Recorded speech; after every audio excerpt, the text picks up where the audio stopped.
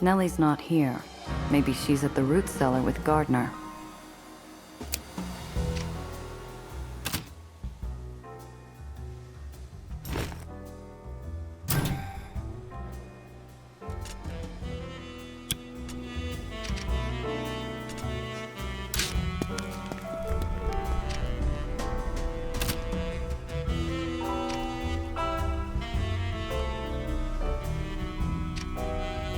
How's everything going down here?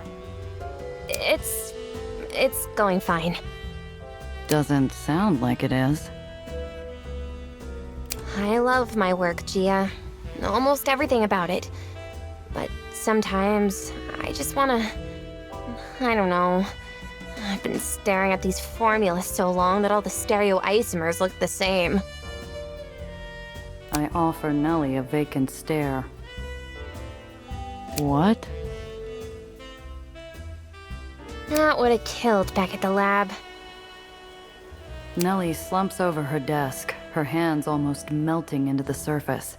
She's exhausted, and not hiding it well. I don't know what she's working on, but I know it's important. But working tired is a good way to make critical mistakes. Nellie needs a break.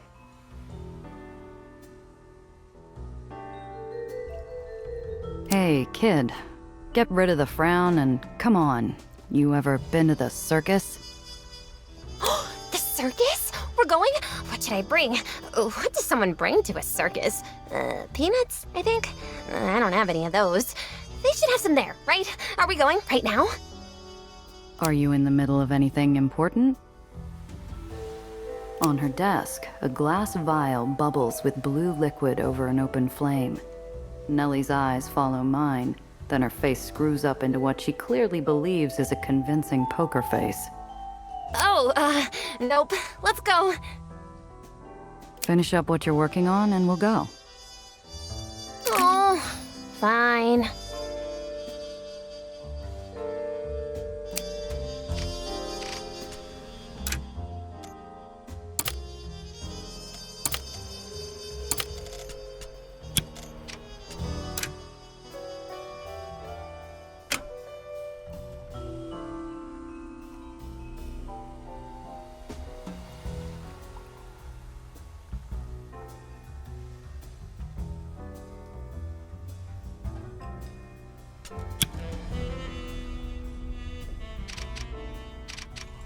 How can I help?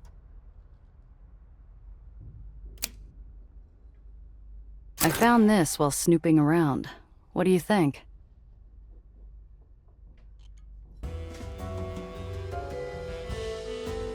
Oh, wowzers!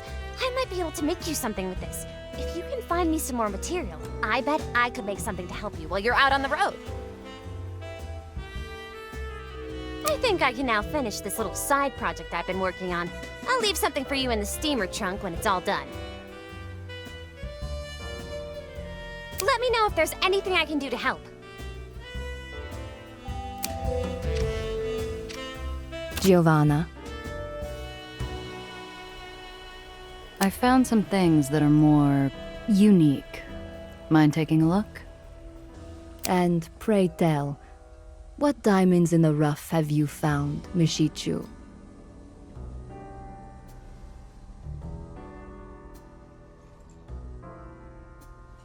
What can you offer me? I suppose this could be considered unique. Do widzenia.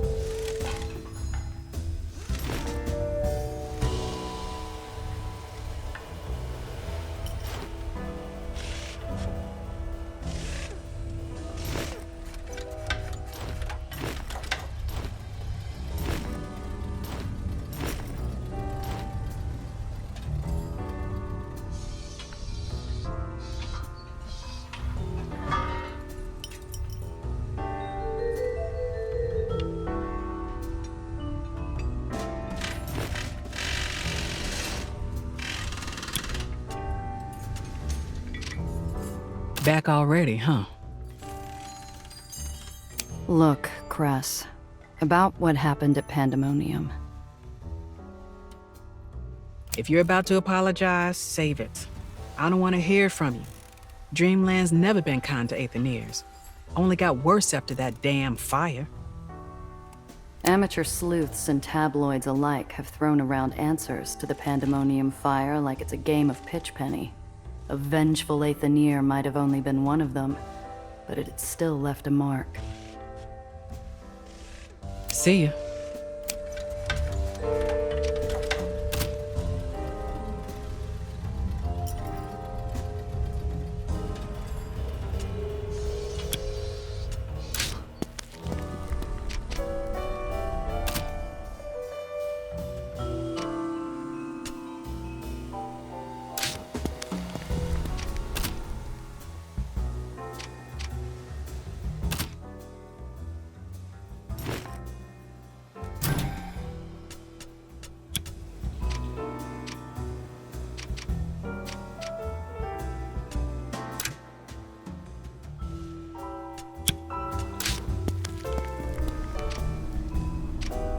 Miss Randazzo? You said you used to be married. Is she... No. LMA, she and the kids left the city many years ago. You still keep contact? I hear about them. LMA worked for the newspaper. Well, she's retired, but writes guest columns. Pen still as sharp as a set of pike teeth. Our eldest went into theater. On tour in Europe, last I heard. Youngest is a captain, upstate. Captain, huh? Must run in the family. I've barely finished speaking the words when the old sailor's eyes swell, a hint of pride stuck in a pool of melancholy. No captains here, Miss Randazzo. Mr. Throg'll do. Almost Marm's birthday. Ever take time off to enjoy the party? Few times. Back when it was still the Parade of Triumph.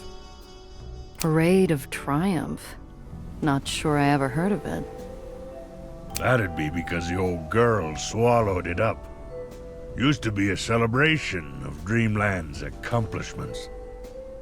Let me guess. Marm couldn't help but make it about herself? No. Caused a stir among her lieutenants at the time.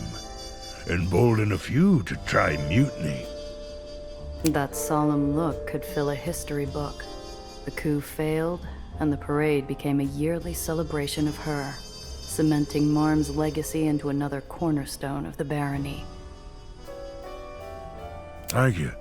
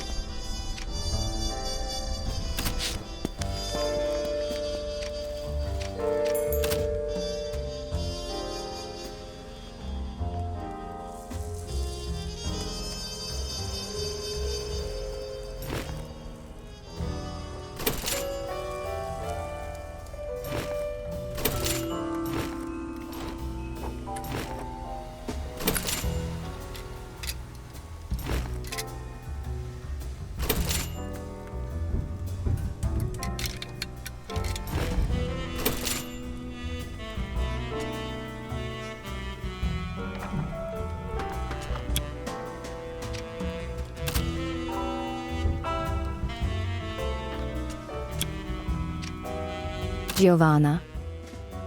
See you soon.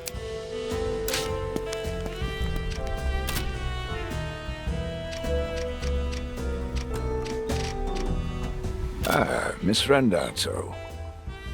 You were on Ellis Island for a while. See much of the lowers from there? I'm afraid not. I needed to remain close to the station in case Eleanor heard my message. So you never stepped away from your post once? Well, I did make one personal trip. I used to visit a hole-in-the-wall coffee shop back when I spent more time in the lowers. It had a delightful roast. I wish now I'd talked the secret out of them. Why? What happened to it? The most recent Baron decided to pave a new road over it. Apparently, they got tired of driving around the neighborhood. You used to spend time in the lowers? Miss Randazzo, I hate to draw attention to my age, but there are still some of us who remember watching the first Uppers Island fly. I was born in the lowers, and I worked here for some number of years. Hard to imagine it. We don't have much in the way of higher education, let alone what you'd find upstairs.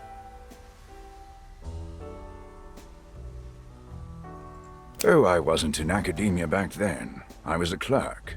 My family helped manage affairs between Uppers and Lowers baronies. Banal, but necessary, until the Prosperity Crusades started. The Prosperity Crusades. The first time the Uppers and the Lowers barons ever warred against each other, fighting over islands like kids over toys. More than a few were left broken beyond repair.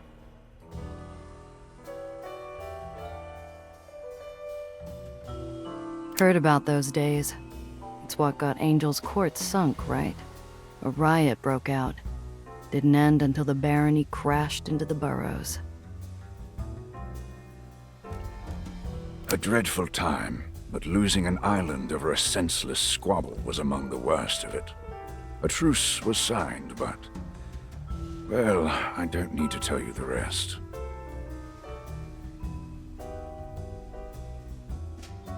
In other words, the moment Angel's Court faded from memory, baronies went back to war.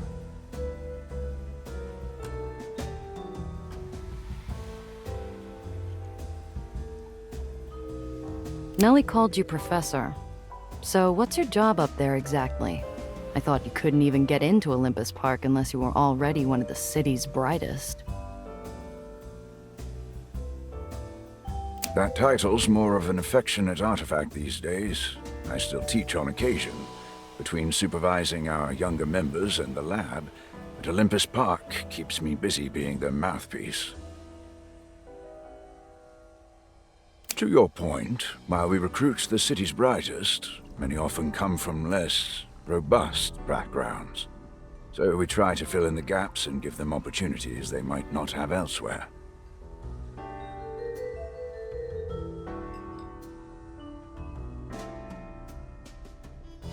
Uh-huh. How many of those include Lowers recruits? Admittedly, less than I would like. New York is a very big place. There are hundreds of baronies in the Lowers alone. They all require a unique touch. Too many brilliant minds slip through the cracks. But we do what we can. For example, 3 months ago, I recruited a lovely woman from Bell's Point. She demonstrated a radio doll and a snap-on umbrella cover. A doll and an umbrella cover? Don't usually see the likes of those on Heights posters. A shame, because they're no less intriguing. A talking doll that could be repurposed for long-distance communication. An umbrella cover that was prototyped despite being told it was undoable. If someone could do that with limited resources, think of what they could do in an ideal working environment. Take care out there.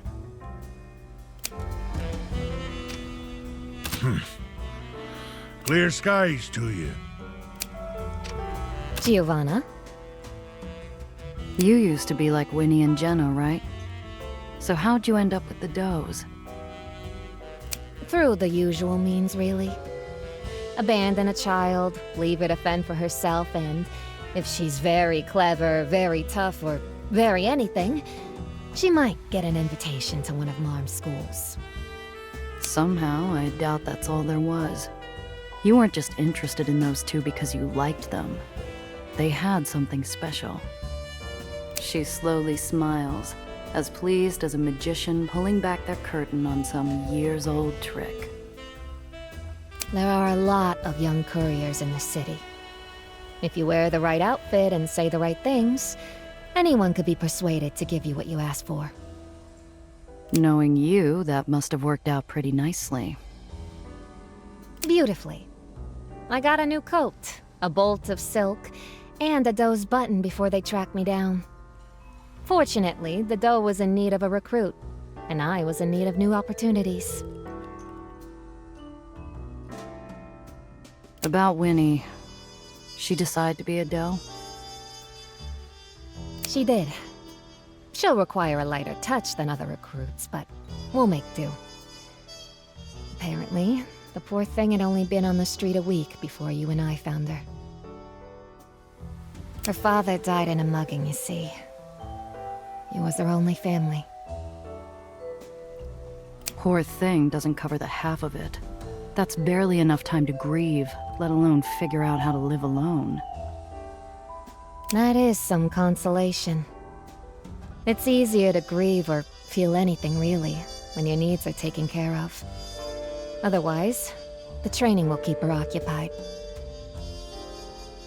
Take care. What do you need? Drive safe.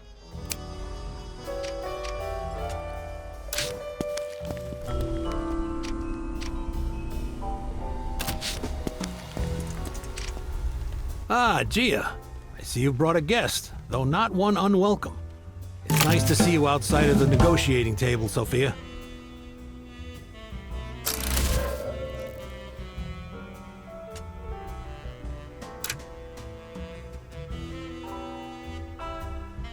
Sam, darling.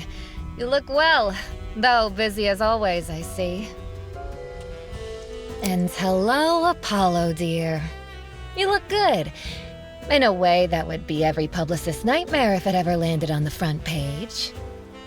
And who's going to be the one to take the snapshot, darling? You? Their smiles start as cool and polite as passing acquaintances, but they quickly crack into grins as they share a peal of laughter like age-old friends on a night out. Oh, glad to have you, Soph. Gia, how are we looking?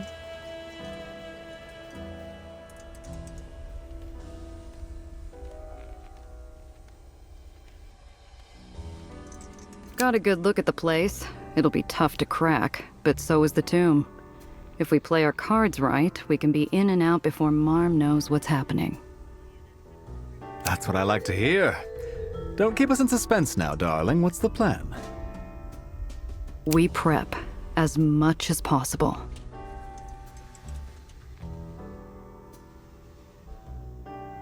Way I see it, we got 3 problems to solve. The crowds, the loot, and the getaway.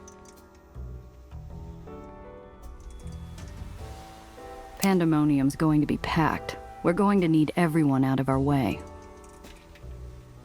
Marm loves ending things with a bang. It's why Soap Jackson's closing the night with a fireworks show. If it were to happen sooner, everyone, including Marm, would be forced outside. Think you can shift the schedule? Of course not. Marm would have my head.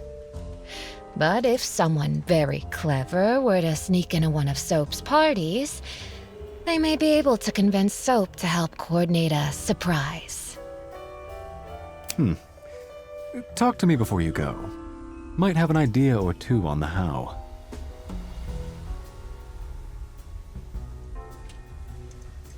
I saw one of his flunkies running games.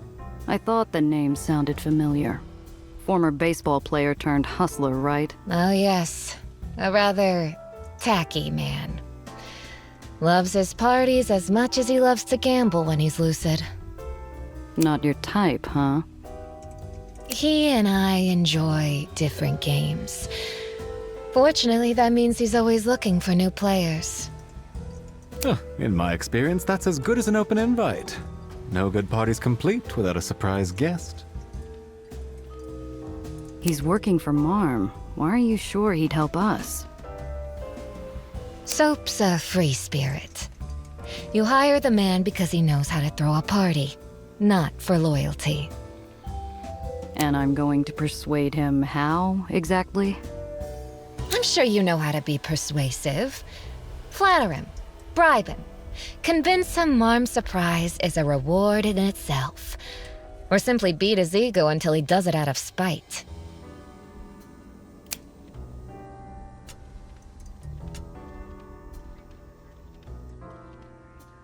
Sophie, you said only a few people are allowed to touch Marm's cash. Who are they exactly? Let's see. There's Gunther, the concierge, the movers, select security members and does, and me. But even if I got you uniforms, we could hardly carry it out ourselves. The movers are still the Matsey Brothers Moving Company, correct? If so, they may be persuaded to help. The Undercity League meets not only with Dreamland's Baron, but also its Ledgeman Union. I am told relations between them have become difficult. Enough they won't turn around and go to Marm?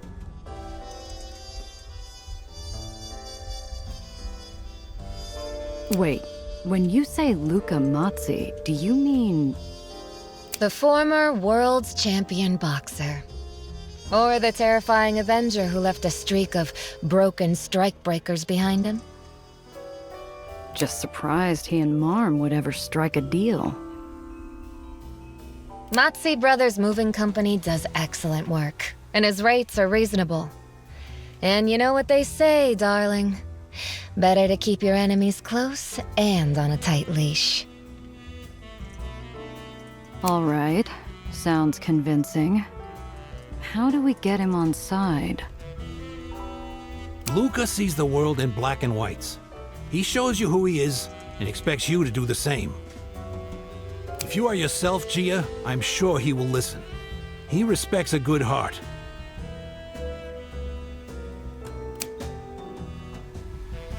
Our biggest hurdle's the escape. Even if we get the loot out, Marm's got an army. Yes, yes, we're outgunned in a fight. If only we had more killers around. Eh, Sam? You can't win a war on bullets alone. Then we simply give them a problem even Marm herself couldn't ignore. Another fire. It doesn't take much to read between the lines, but the proposal still sparks a jolt through the room. It's a lovely building, and I'll miss my table. But Pandemonium's always been a symbol of Marm's power. As confident as she is, nothing would alarm her more than to watch her casino go up again. Oh, well, that settles it. We'll empty the castle, rob the treasury, and burn the rest to the ground. After we've emptied it of civilians.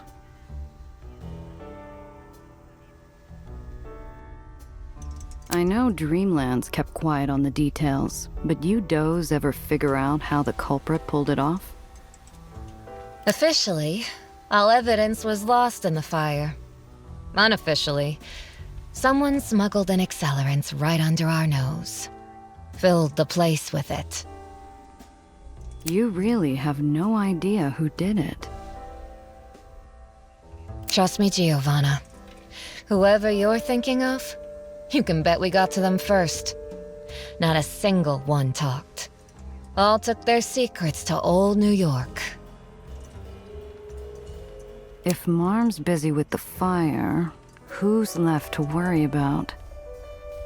It'll be Marm's birthday, so all lieutenants will be expected to attend. You've met Lizzie, of course. Alice seems vapid, but don't let her fool you. And Pearl solves everything with an iron fist. I expect we'll have to deal with at least one of them. More if we're unlucky. Okay, but if Marm's that worried, I doubt she's made it easy to burn a second time. Oh, there's no doubt Marm's put safety measures even I have no idea of. Which is why we'll want to talk to her pet architect. Anton Klossner designed both pandemoniums. He once showed me the blueprints, and they're easily his masterpiece. If anyone knows of a weakness, it's him. Think you still got him? He should, but he's a notorious recluse. Fortunately, he adores Marm, so I'm sure I can convince him to bring himself and the blueprints to an investor event. All right, that's enough to get started. Anything else we should know? Only a word of caution, darling. Expect to see more security measures as we get closer to the date, and try to plan accordingly. Oh, nothing we can't handle. You heard the woman. In and out job. So let's get to work.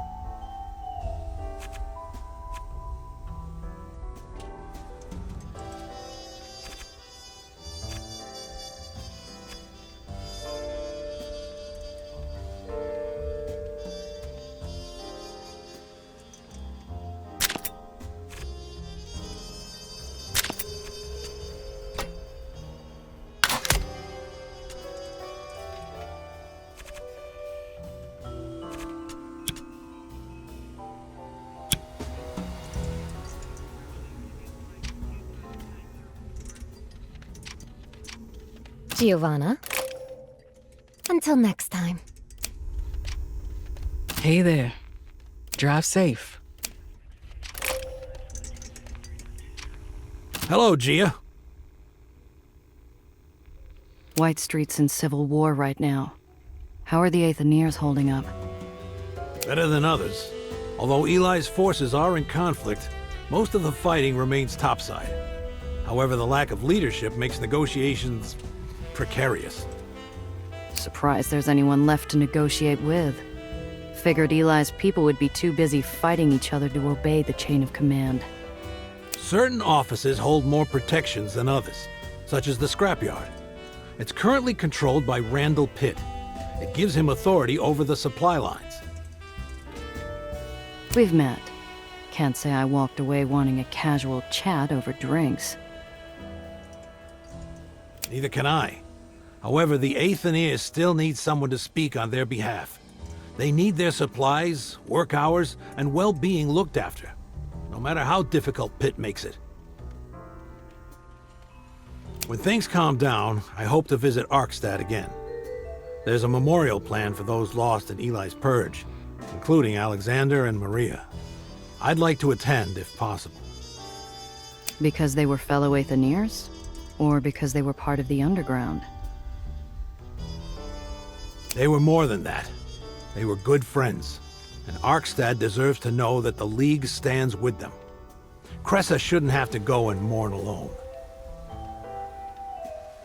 Thought the Undercity League was supposed to be a neutral organization, but here you are, helping to run the underground from the top.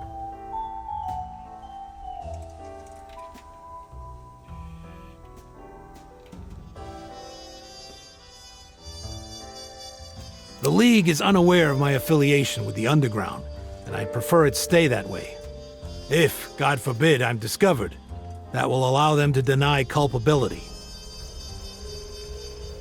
Still a hell of a risk if you ask me.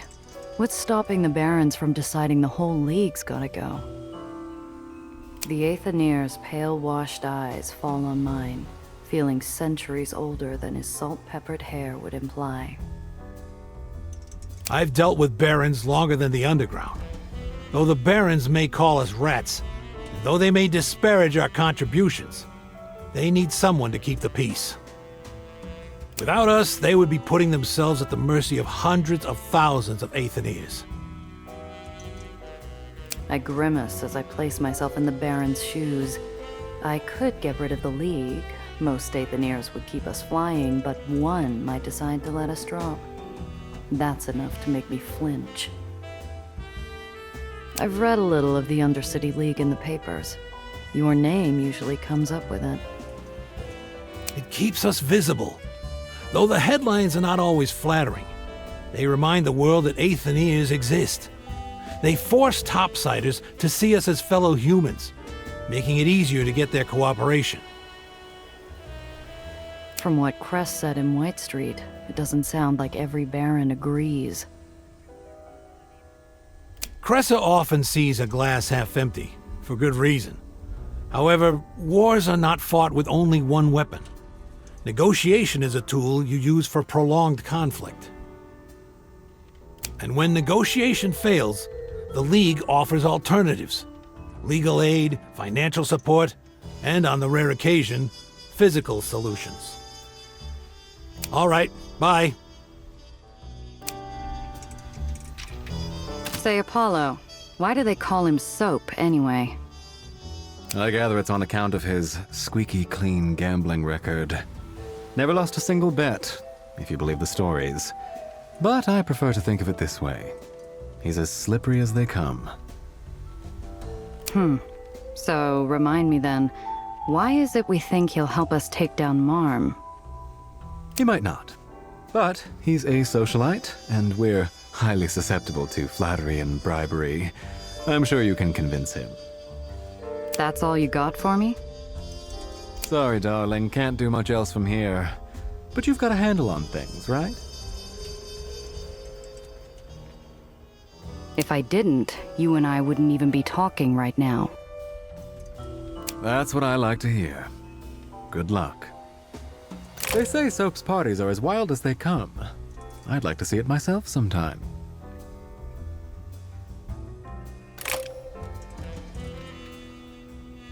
Yeah, can't wait. Talk to you later. Ah, you're back. So what's the story between you and Sam? I know the Undercity League's got some pull around the city, but I doubt that usually includes movie stars. Luck, I suppose. Old Iron Hand helped me out of a scrap back in the early days. Sorted out some trouble between me and the Poppers. Poppers? What the hell did you do to piss them off? Needed a spot to hide, I'm afraid. I was running supplies to a budding resistance group when the shooting started. Ducked into an Aether tunnel before they took my head off. And you got lost. He smiles, as innocent as a wolf idling near a field of sheep. I'd heard rumors of Aetherians fighting the fight. Bypassing terriers, smuggling resources, rolling back years added to contracts, etc. Thought I'd see if they'd like to chat. Took a few meetings before Ironhand was willing to let slip that he was one of them. After that, we were as close as houses on fire. How's an uppers movie star go from whining and dining celebs to running a lowers rebellion? Would you believe the movies inspired me? That's it? You played enough pretend revolutionaries you decided to be one for real? Why not? I have more than enough money to fund a war chest and the drive to use it. Why not use it to fix this rotten town, eh? A lot of celebs dabble in philanthropy. They usually stick to dropping donations and running charity balls without needing to step one foot in the trenches.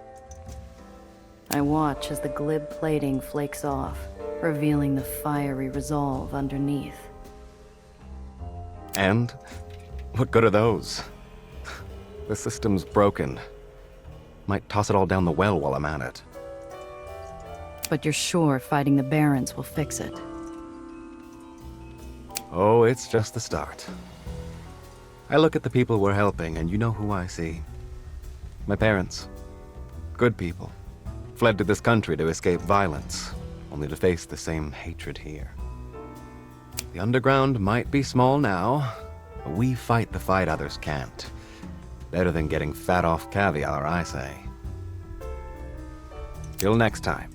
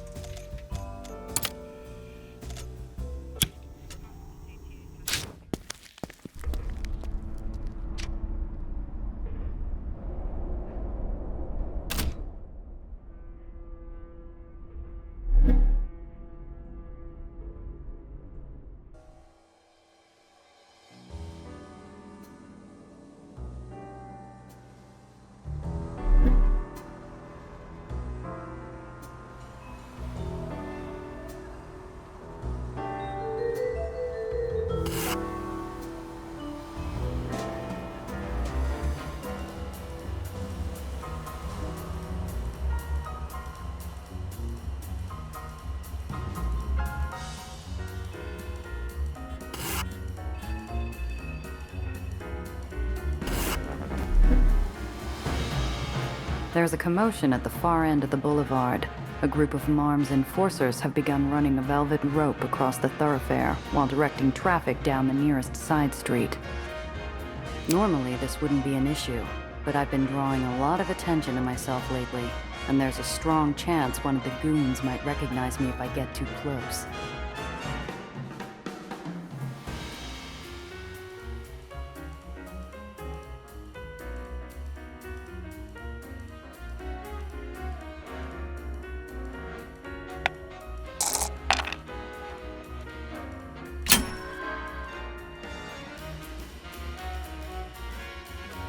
I crank the wheel hard to the right and glide down the nearest alley, hoping to put some distance between me and the local authorities. It's a narrow fit, but on the other end, there's daylight. I'm safe for now.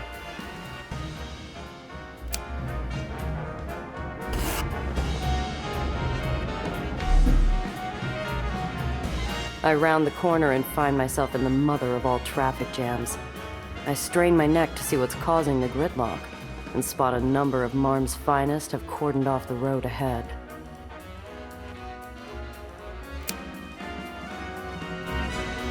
I breathe out slowly to steady myself.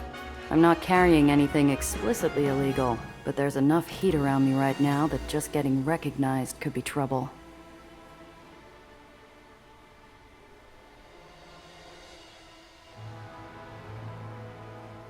The car in front of me floats past the barricades, and I idle forward slowly, making an effort not to look jumpy.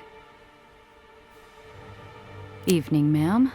If you don't mind my asking, what is this about? Routine crowd control. A lot of money out on these streets tonight. Mom thinks trouble's bad for business, so she sent us out to make sure nobody gets any ideas. Don't suppose there's any chance we can make this quick? You're backing up traffic all the way back to the boulevard. What's your rush, stranger? If you're in such a hurry, how about you pop your trunk and we'll get you cleared and back on the road? Unless, of course, you've got something to hide.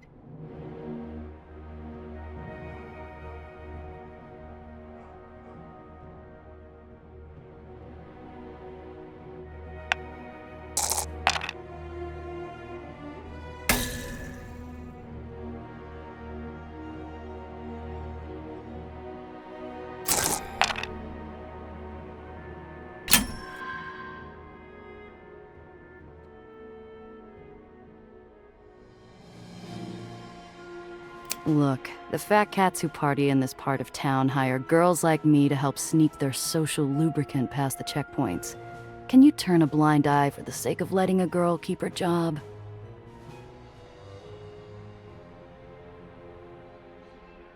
The enforcer looks implacable for a moment, as if trying to decide how full of crap I am. Then she sighs. You get caught by one of the others, you better not mention this. I want to keep my job too. Not a word, sister. Silence is golden.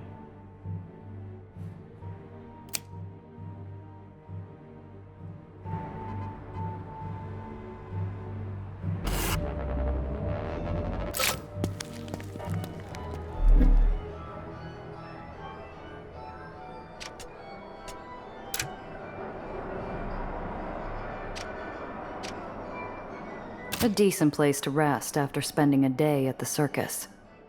And a decent place to sit and have a snack, judging by the sealed packet of jerky someone left here.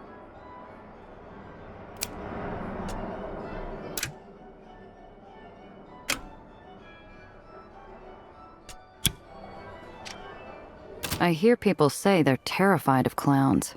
I've never really understood that, but I suppose if the clown was that large, I'd be cautious.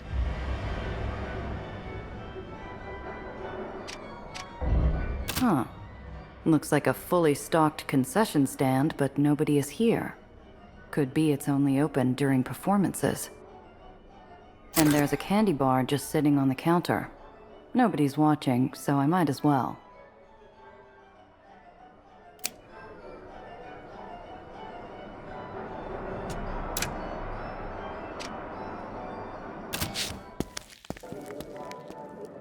It's not acceptable.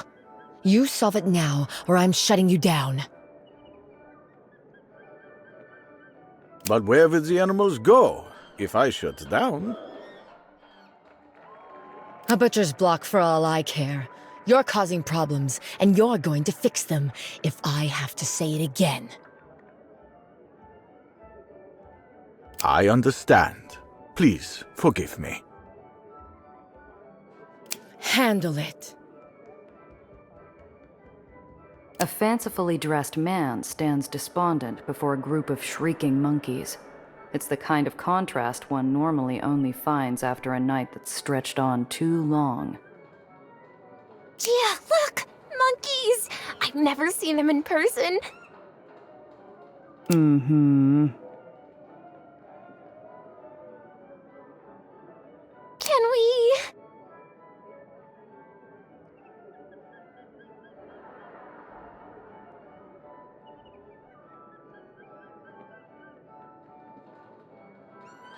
All right, but be careful. Those monkeys don't seem friendly. What am I? Oh, hello. Are you here to see Jaeger's beguiling beasts? Ooh. I take it you're Jaeger? My friend here wanted to see your monkeys. Ah, but it isn't showtime yet. Of course. I don't know if the show will go on. He slumps a little.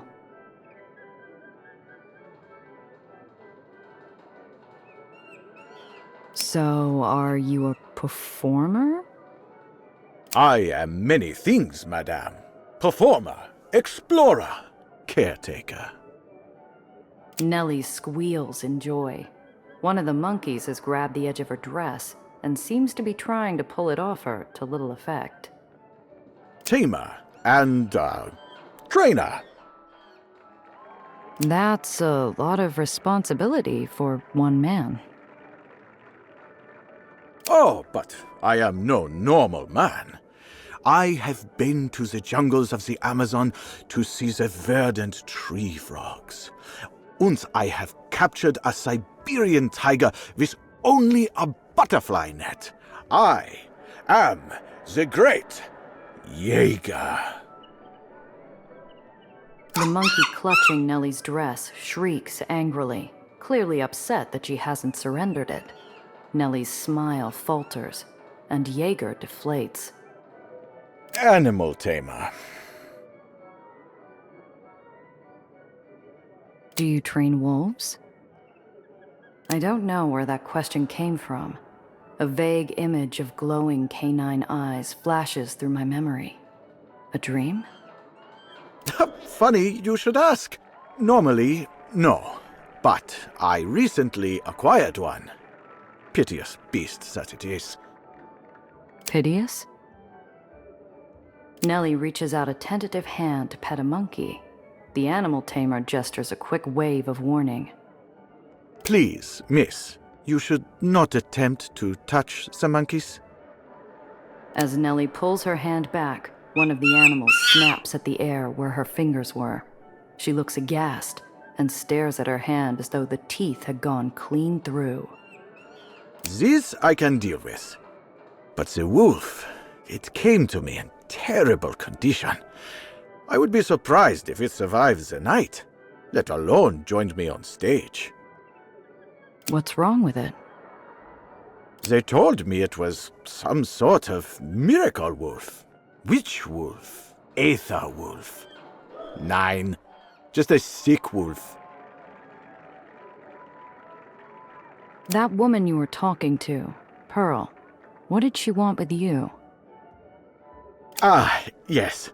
Mistress Pearl is responsible for this part of town and all the businesses here. It seems there might have been a minor noise complaint. Nellie has crouched slightly, making a funny face at the assembled primates. Several turn to face her. It was all a misunderstanding. You see, it just takes a little time to train. She will see my prowess on the stage, and all will be forgiven, I'm certain. What was the noise complaint about? The monkeys scream in rage at Nellie. She stands up quickly and almost falls backward, clearly unaware that monkeys could scream in rage. So was I, for that matter. These capuchins are just being a little difficult, is all.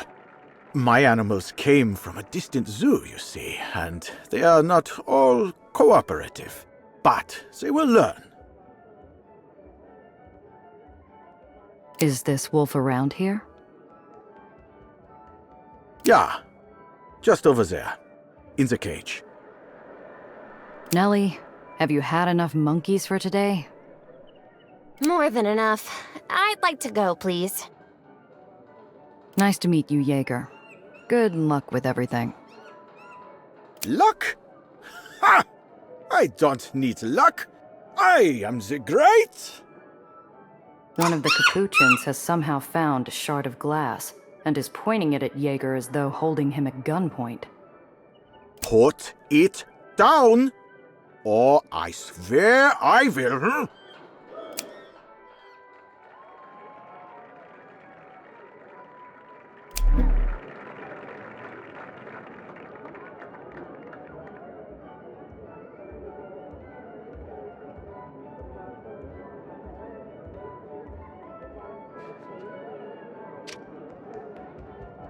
The thing in the cage looks more like a fur coat dropped on a wet street than a wolf. It doesn't move as I approach. It doesn't even appear to breathe. Is it alive? I don't know. I'm no expert on wolves, but I don't think this one is long for this world. The animal's fur is falling out, and its skin is gray and sallow. Obscured below the fur are violent patches of purple. Someone has lashed the beast, and it clearly wasn't interested in taking orders. Oh, poor thing. Whether by some uncontrollable pity or some other innate urge, I reach out and try to comfort the poor creature. My hand nearly reaches the cage, and Nellie raises her eyebrows.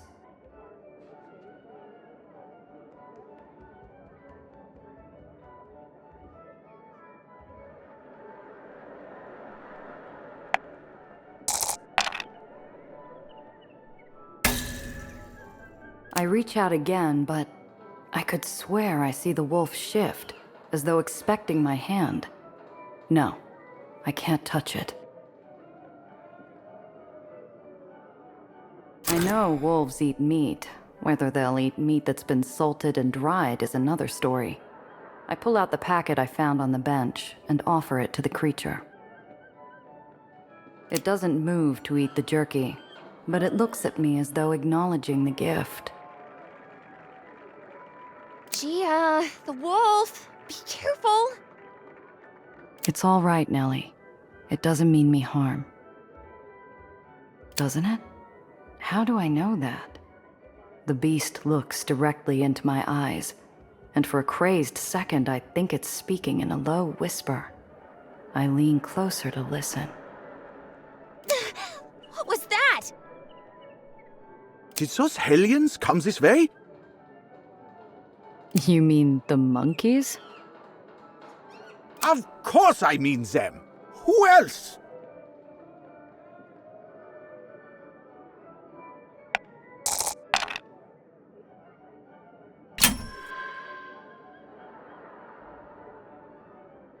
Off in the distance, a cloud of smoke rises from the top of a multicolored tent. A child's voice rises in what might be a scream, or perhaps a shriek of delight. Something tells me to look in the opposite direction.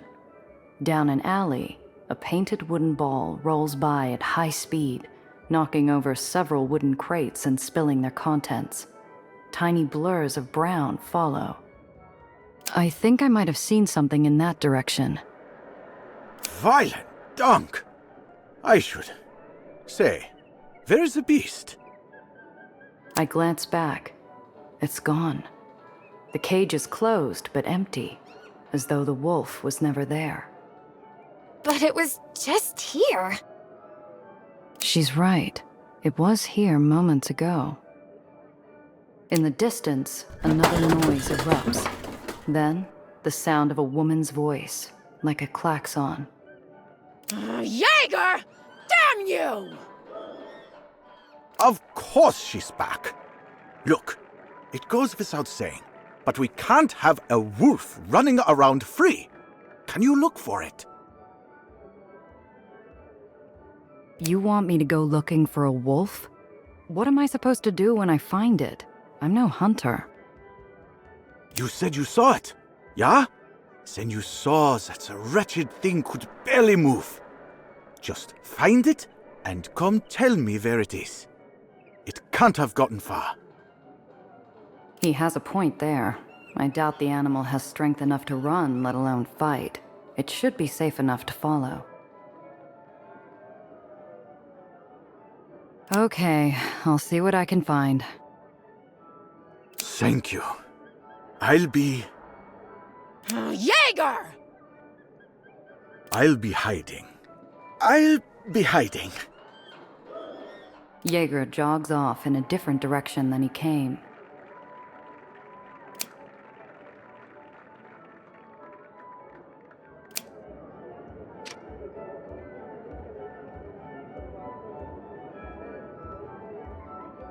Now, how on earth did you get out of a locked cage? Maybe it wasn't locked? I doubt that, but it's worth checking.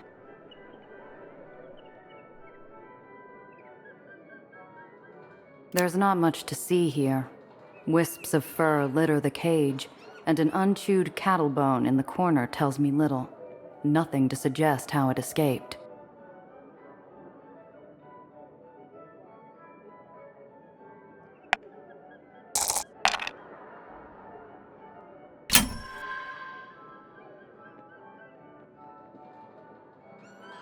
I examine the lock closely. Getting the obvious out of the way, the door is closed and the cage is locked. We're not getting in and nothing is getting out. But there's something else. There's a scratch on the inner edge of the keyhole, like it was picked with a penknife or something else thin and sharp. A claw? You're saying the wolf picked the lock? That seems unlikely. Someone must have opened the cage for it. But we didn't see anyone. We did not.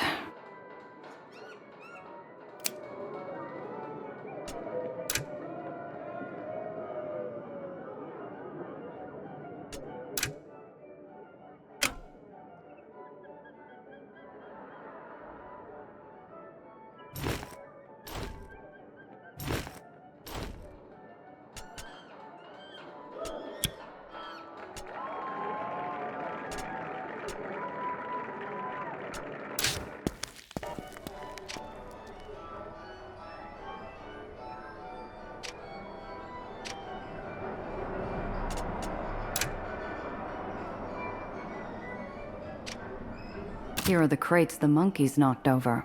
A cracked lid on one tells me it's full of booze, and the owner nowhere to be seen.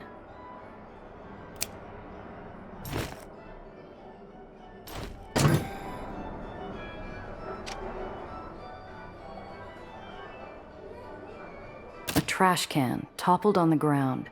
Bits of discarded waste are scattered to the wind.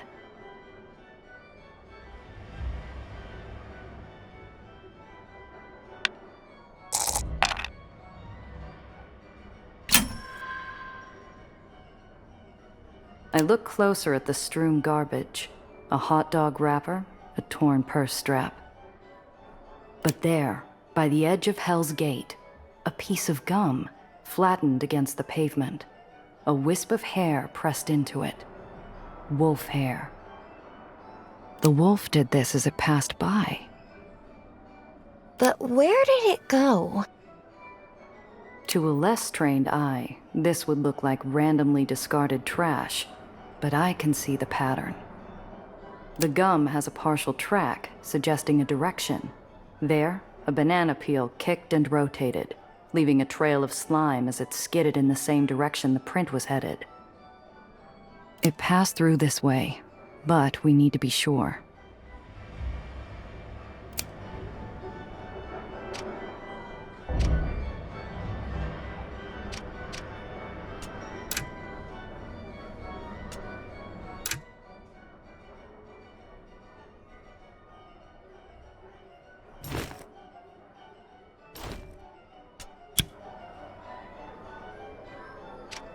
A young boy stands alone, tears running down his face. Hey, kid. See anything strange?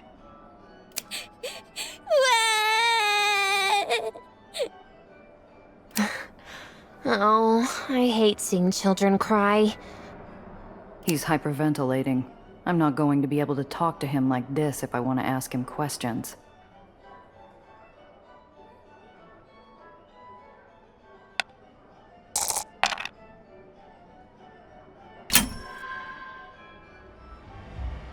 I'm drawing a blank, but judging from how his eyes keep darting around in fear, I'm guessing he saw the wolf. Wait, Nellie likes monkeys. And kids, I think. They're more or less the same thing. Hey, Nellie, that face you were making earlier at the monkeys, think you could make it again? Huh? Oh, yeah. She bends down and mimics her expression from before. The kid looks at her, smiles, and stops hyperventilating. That's the ticket. Hey, kid, have you seen something frightening? Big doggy, big and gray. Uh-huh, just a doggy. Which way did it go? That way. He points down an alley behind Hell's Gate. As good a clue as I've gotten. That's everything. The wolf got out of the cage, ducked down the alley next to Hell's Gate, knocked over a trash can, and scared a kid.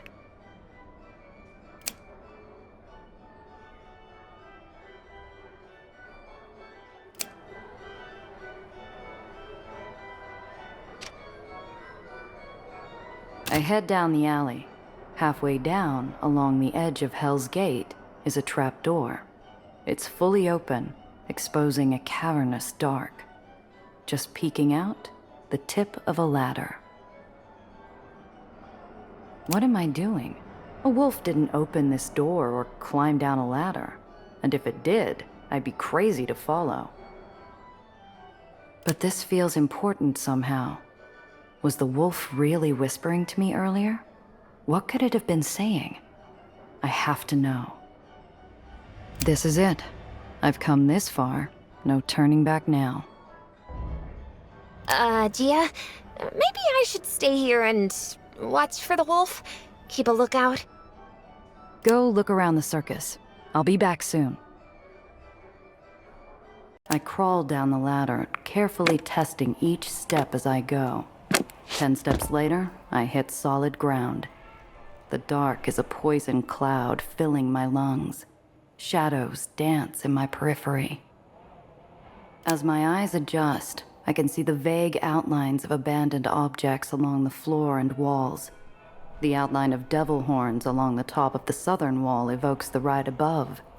Maybe some older version down in the dark. Abandon all hope, ye who enter here. To the east is a set of wooden doors that look like they open inward. Probably the end of the walkthrough, meant to be approached from the other side.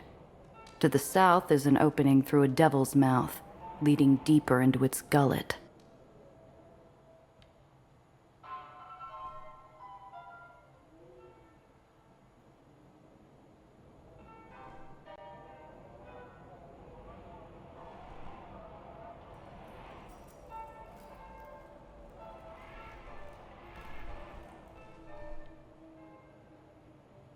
The dim lights barely function in here.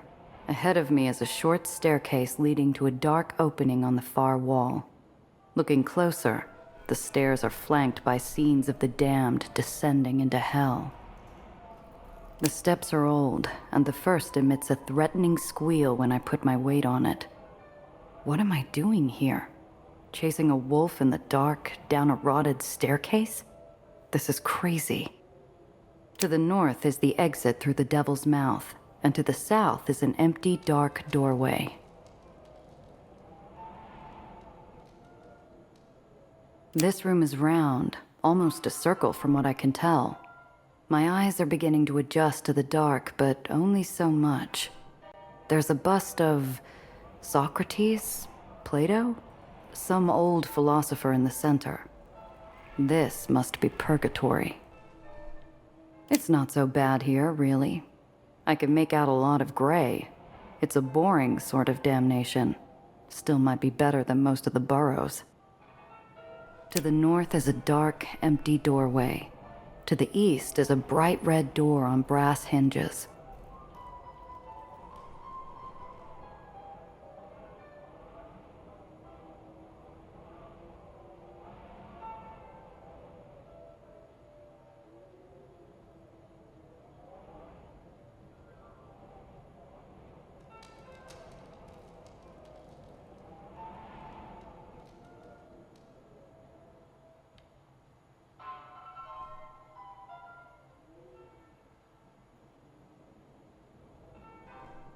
This room is painted in scenes you wouldn't describe in polite company. Tawdry flesh and skin on full display.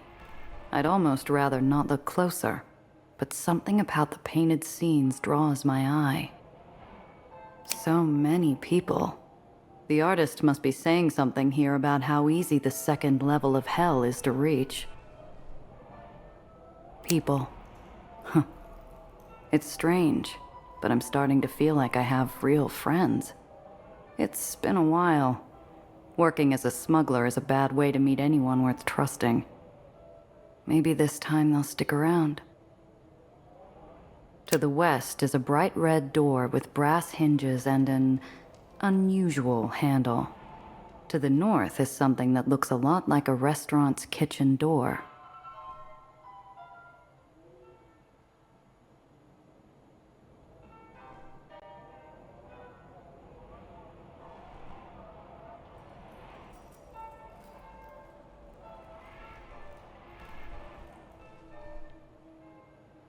Back to Purgatory.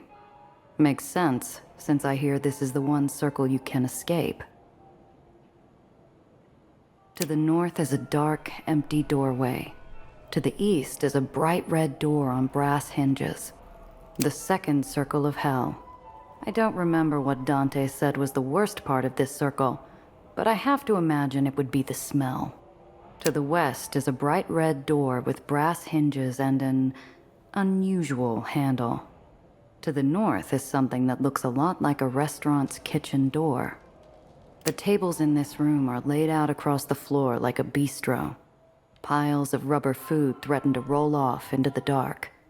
One chair includes a seated mannequin wearing grotesquely stuffed clothes. This is the third circle then, gluttony. Ironically, the rubber food on the tables is mostly fruit. The mannequin's sins must involve a lot of grapes. I hated most fruit as a kid. Not that there was much around, untainted by the wasting.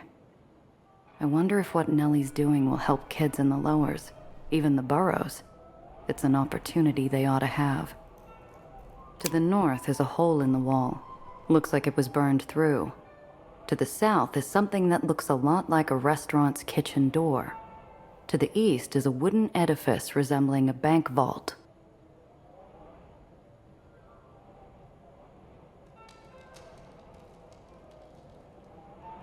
Seems like I skipped ahead to the end of the attraction. A bit of light spills in from the west, vaguely illuminating the outline of a statue of Caesar with a knife in his back. So I've reached the 9th circle. I've always wondered how many people in my line of work were destined for the lowest depths of hell. For their sake, I'm hoping Dante was wrong, even if they deserve it. Piotr's still kicking around, so I wouldn't see him in here if the lights were on. He still has time for redemption.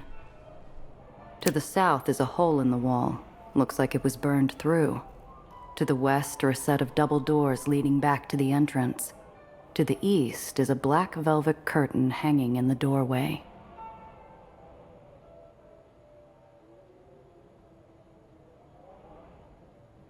It's pitch black in here. I feel my way along the wall to get my bearings. My right hand slides over a face? A mask.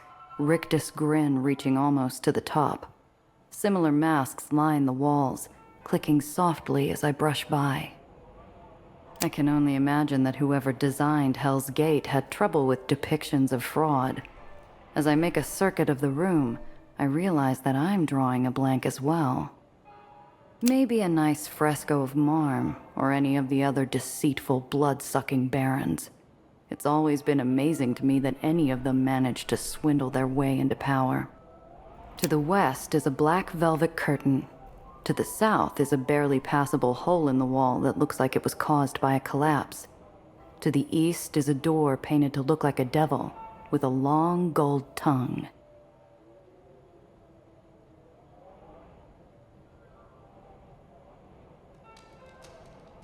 Ah, this is classic damnation.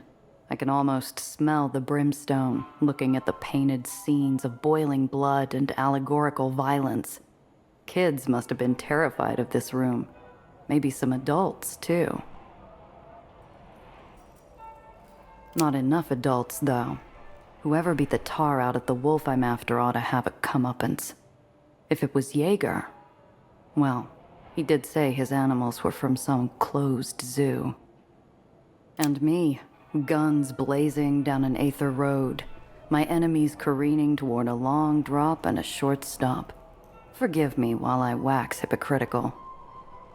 I wonder if when I go, I'll land fender first in the river of boiling blood, or whether there's still some hope of redemption. To the west is a door painted to look like a devil with a long gold tongue. To the south is an archway decorated with flames. Stepping through the archway, I'm filled with nerves? Some emotion I'm not placing. Certainly not the rage depicted in the fifth circle. The wolf is close, ahead of me somewhere in the dark. To the north, an open portal from anger to violence. To the south, a stone door made to look like a foreign temple to foreign gods. Something waits for me there. Am I ready?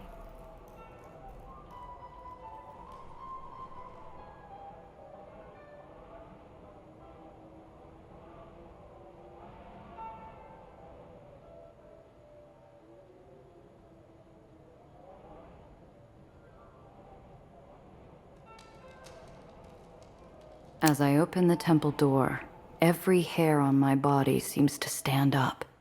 Like standing too close to an Aether coil, the air is filled with electric tension. Something's here. It stares at me like it's waiting for something. Something important. Who am I? Am I the kind of person who tries to catch my destiny? Force fate to follow my will, even if it destroys everything in my path? Even if it hurts the people around me? Or can I let go? Let something slip through my fingers at the very moment of victory, just because it's the right thing to do?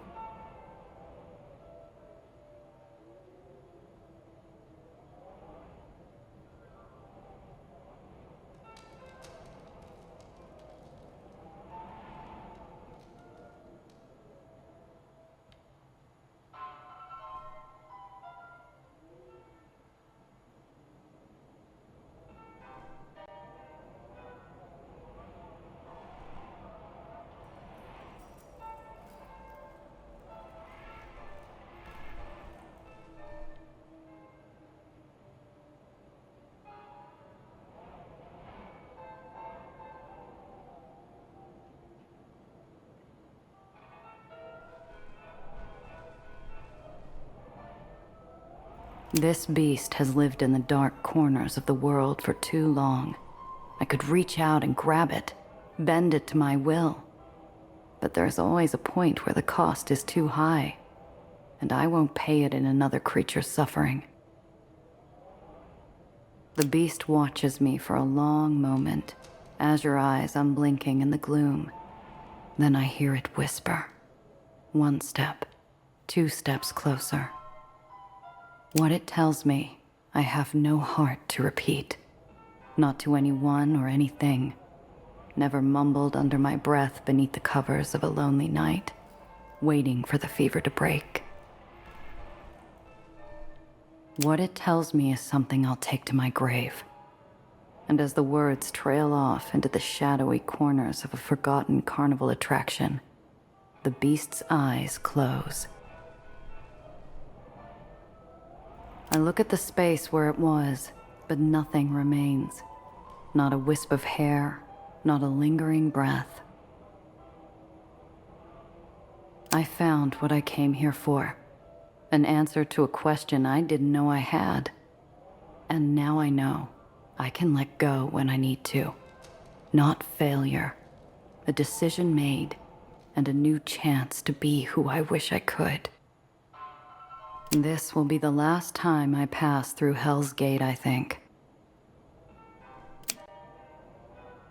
I retrace my steps to the entrance of this ruined pit. I don't know how to feel about any of this. What did I just see? Was it real? Or was it only what I hoped to find? I crawl back up the ladder into the bright day. Nellie walks up, holding a balloon and looking at me expectantly. So, did you find it? Yeah, Where is it? gone. It doesn't look like it's going to be part of any show now or ever again. Did you get a chance to look around the circus? Oh, yes! There's a man over there who can swallow swords. Not just one, Gia. 7 swords! And I just saw a woman wearing a leopard costume who... As Nellie and I walk away from the trapdoor, I feel an odd sense of calm. Whatever just happened, it could have only gone the way that it did.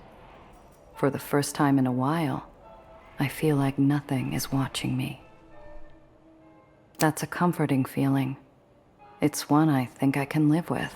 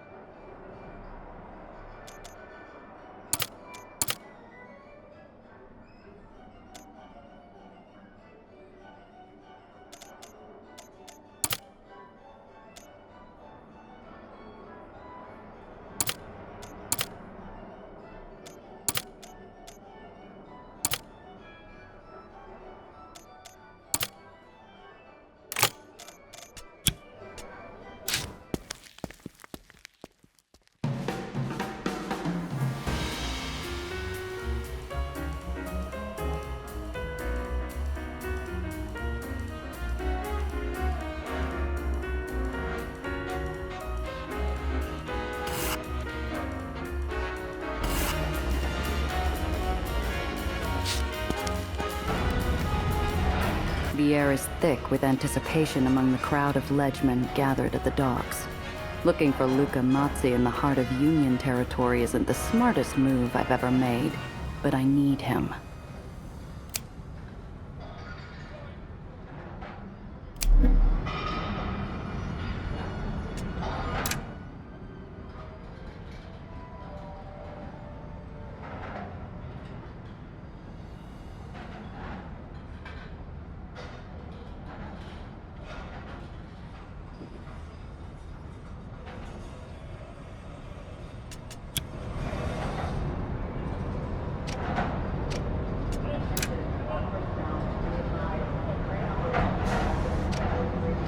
Goods from all across the globe come to New York across these docks. Spain, France, England, even the Kingdom of Italy makes an appearance. My Italian's a little rusty, but I think I recognize one of the brand logos. A bucking stallion.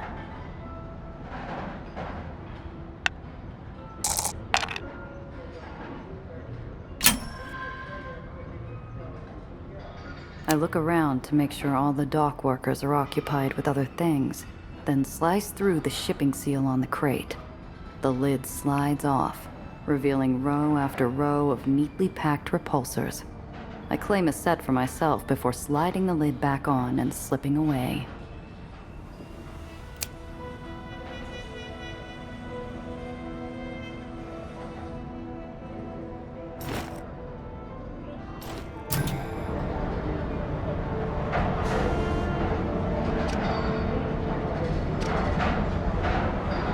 A boxing ring has been erected here quickly, but the promoters have pulled out all the stops. The crowd is filled with rambunctious men eager for a fight. I carefully make my way through, minding my nose for a loose elbow. In no time, I find myself cornered by a sleazy bookmaker, flanked by a pair of Union toughs. These men have seen nothing but trouble, and are practically begging me to start some. Hey there, little sister. Don't be in such an all-fired hurry now. What's a fight without a little on the side to keep things interesting? He's obnoxious and loud enough to be heard over the crowd, and on top of that, he's squarely in my path, blocking my approach. I have no choice but to deal with the leech.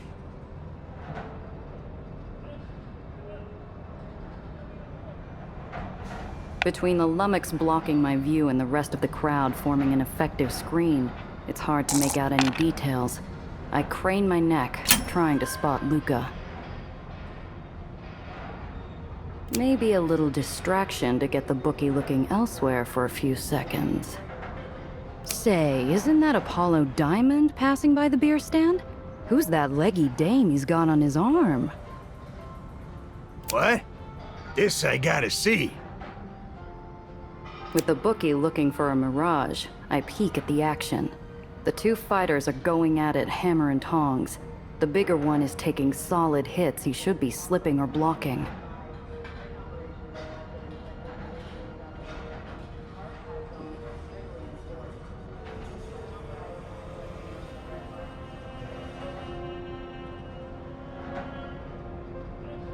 Afraid I don't know the match.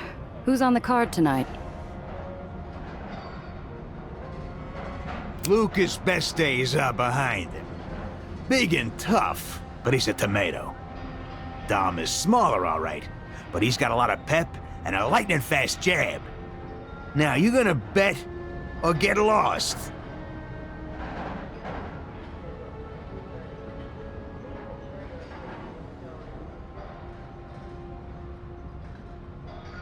All right, keep your shirt on, for both our sakes.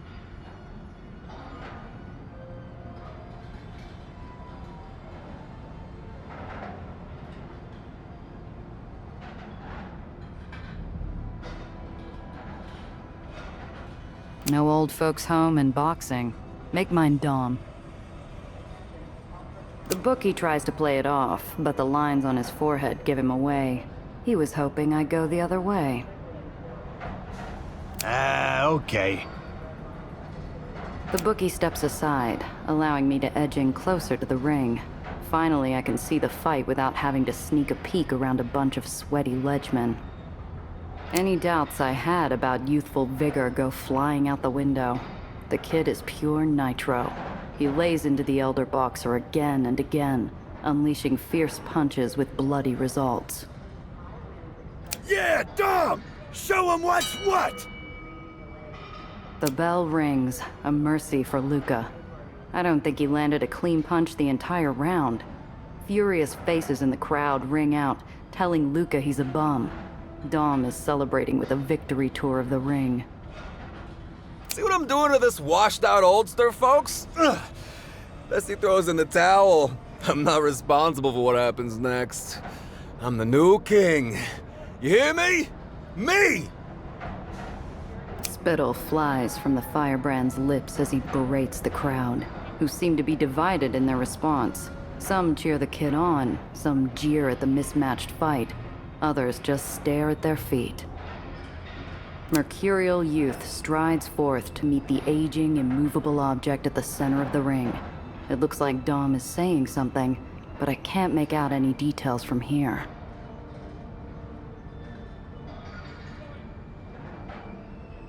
Further words are exchanged, but the chatter and calls of the crowd swallow up any chance of hearing the ring talk from here.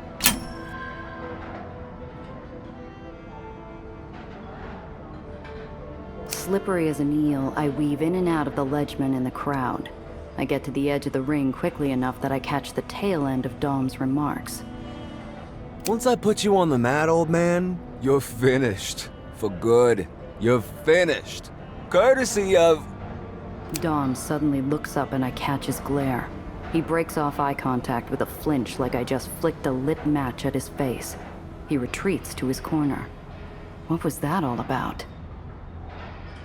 Final round, boys. Last chance of making some quick moolah. Luca or Dom? Who's gonna come out on top? Once again, I find the bookie in my face, insisting on my custom. The shyster's eyes have fallen like he's just been called out on his bar tab after that disaster of a second round. Come on, little sister, take a chance. Buy yourself some new earrings. What do you say? Dom looks as fresh as he did before the last round. I'm feeling pretty good about my chances. So, what's it gonna be?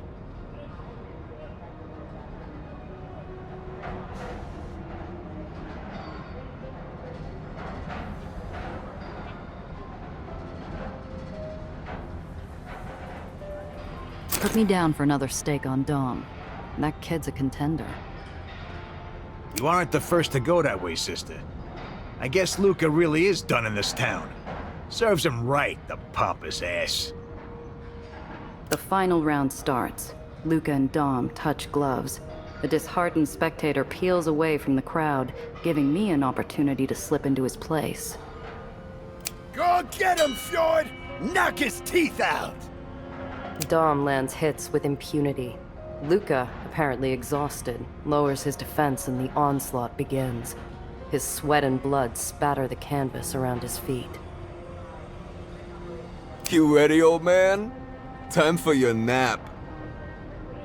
The younger fighter comes in hard, his right already cocked to deliver a punishing overhand to Luca's temple, sure to turn out the lights. Luca's eyes shift up, suddenly sharp and alert. He lowers his hands, punches down his body like a receding piston. The crowd clams up. Everyone at the venue can hear the thud as Dom's shoulders hit the mat, floored with a single explosive uppercut, courtesy of Luca. Luca! Luca! Luca stomps off as soon as the 10 count is through.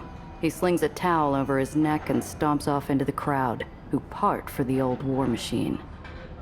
Dom lies in the center of the ring, sprawled face down. His corner man and 2 others beside take his arms.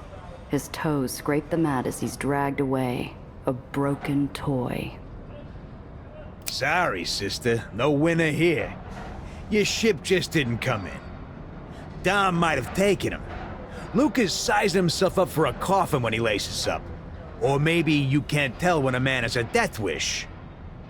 The crowd breaks up amid a smattering of low murmurs. The bookmaker looks over his receipts for the day, grimacing. Maybe he wasn't expecting Luca to pull it off either. Speaking of... where in the hell did that hulking brute go? How could a guy that big and memorable disappear into thin air like that? Time to play detective.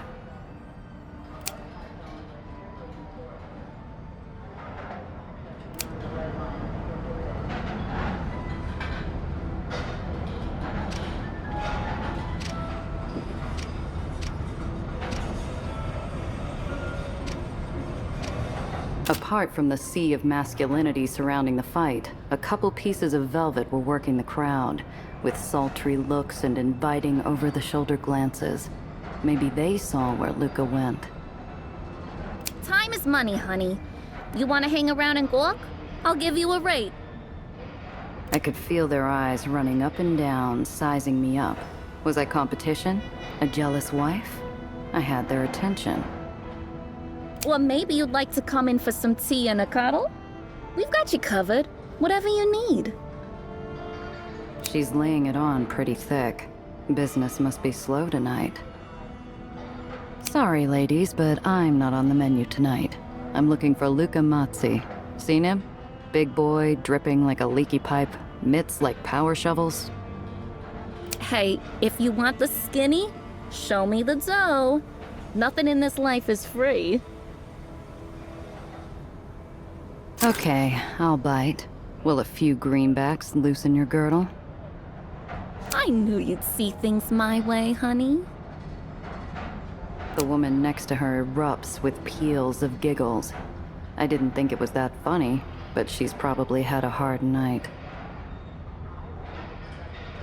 How about the union? They make up your clientele. Do you know where they meet? Congress Hall.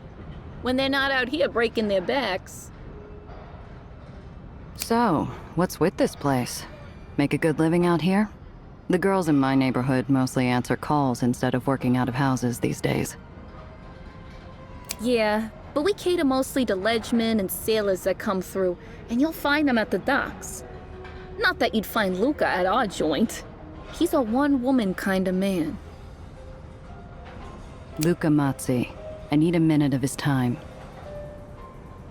Nothing there but bad road, honey. Look, did you see him or not? Please. You're not Luca's type. If you keep after him, you're just gonna go get your heart broke. Maybe your head, too. It's not like that. I'm talking about business, not pleasure. Oh, why didn't you say? Business. Look at the business woman. You look like any other round heels mooching around down here. Better make with some details. I'm talking about the transportation business. Marm business, if you catch my meaning.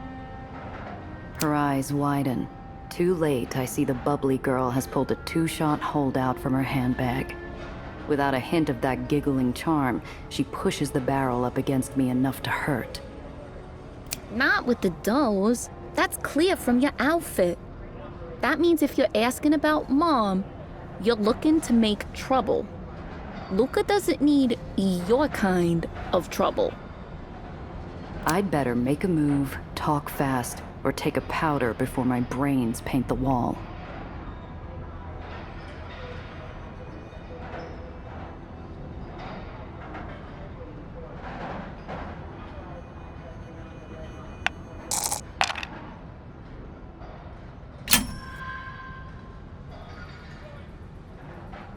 I break eye contact, and my eyes look away, but my hands shoot out and wrench the pistol from the call girl's hands.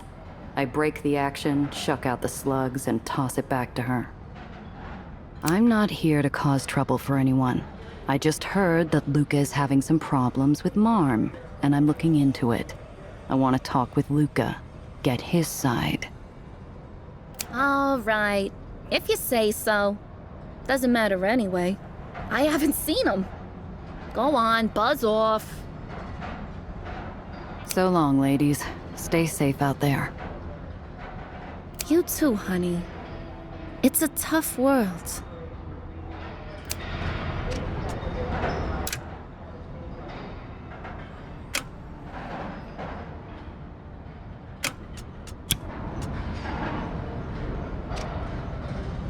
The ledgemen crowded around the bookie probably know the score. I head in their direction, and he notices me right away. Hi again, sister. No refunds if that's what you're after. All bets are final. You got a line on Mazzi? I need to have words with him. Oh! Did Mom send one of her famous does to shake down everyone's favorite tomato can? You're all wet, pal. I'm not with Marm. I hawk and spit on the ground. The bookie's eyebrows raise, and I can tell I scored with that one. The ledgemen get ready for action, just in case. So what's a pretty little thing like you want with a bastard like Mazzi anyway?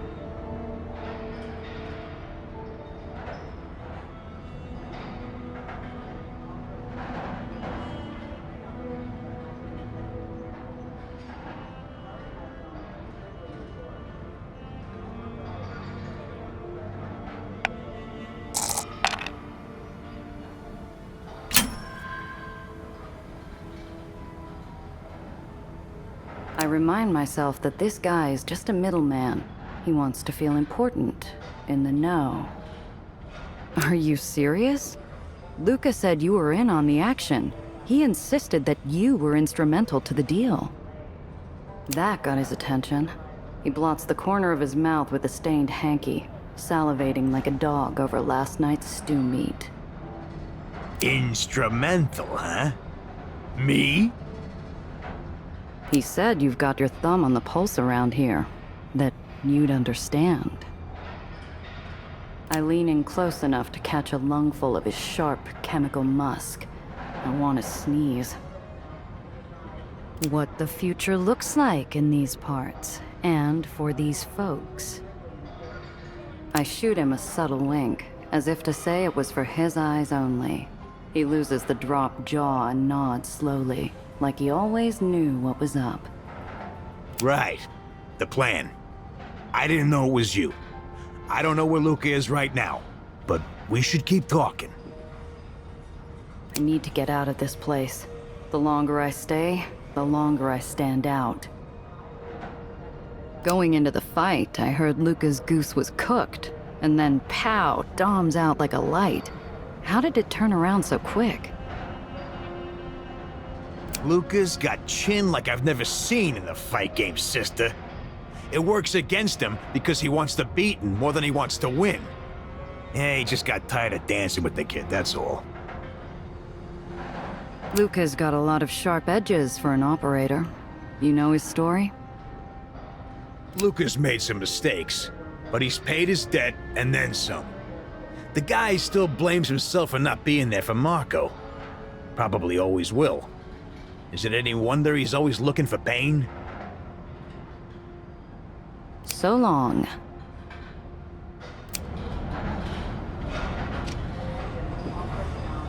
I spy a group of Australian sailors gabbing like schoolgirls, not far from where they watch the fight. They might have sailed the skies, but they're just out of short pants in my book. Hi there, boys. One of the sailors responds with a low wolf whistle, to the delight of his fellows. I pretend not to notice how many of them are blushing. Say, I'm looking for... Us? Please say you're looking for us. Mate, the PO says the only way you can get attention from a Dreamland Sheila is to put up your dukes.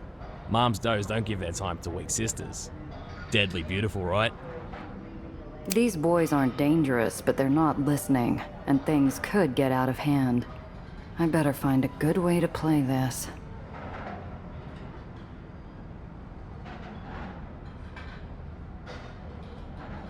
The sailors are as aggressive as you'd expect them to be on shore leave. Maybe a taste of their own medicine will throw them off balance.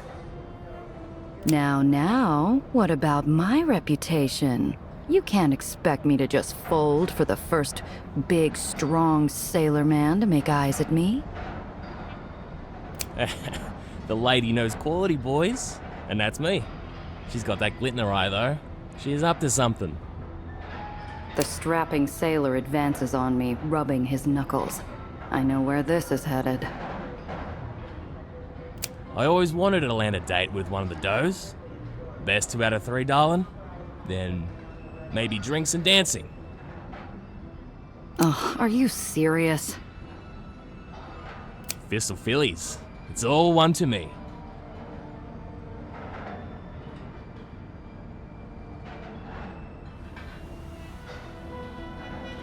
You boys spent some time in the East, then? I hear things are getting hot out in those waters. You're not kidding, lady. The Nipponese are building up their navy something fierce. Reckon their harbors are more crowded with trade than anywhere. Trade with the West, maybe? Or something more? I saw more warships than freighters. I think they're gearing up for something big. Either that, or they're afraid of their neighbors. Now, are we gonna have us a Barney, or aren't we?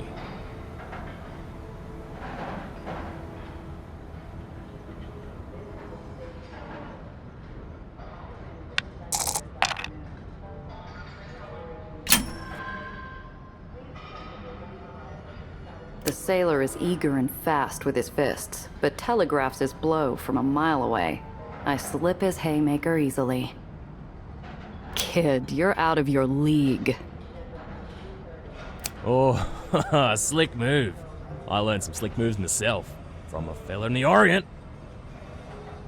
The kid pivots on his rear heel, spinning around smartly with his other leg straight out in a hooking kick, but too slow.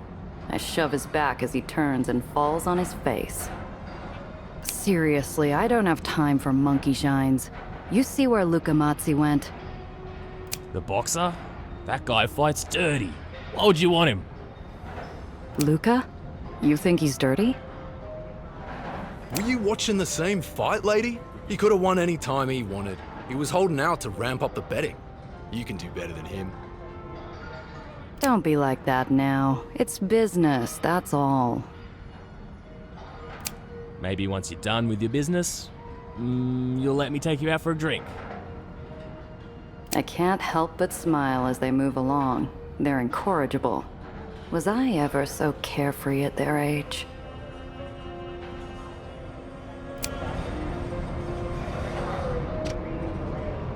The old man's breath rattles in his chest as he stares out into the sea of fog, his exhalations misting like a cloud of dust from a dilapidated house. Something in his stance gives me a glimpse back in time.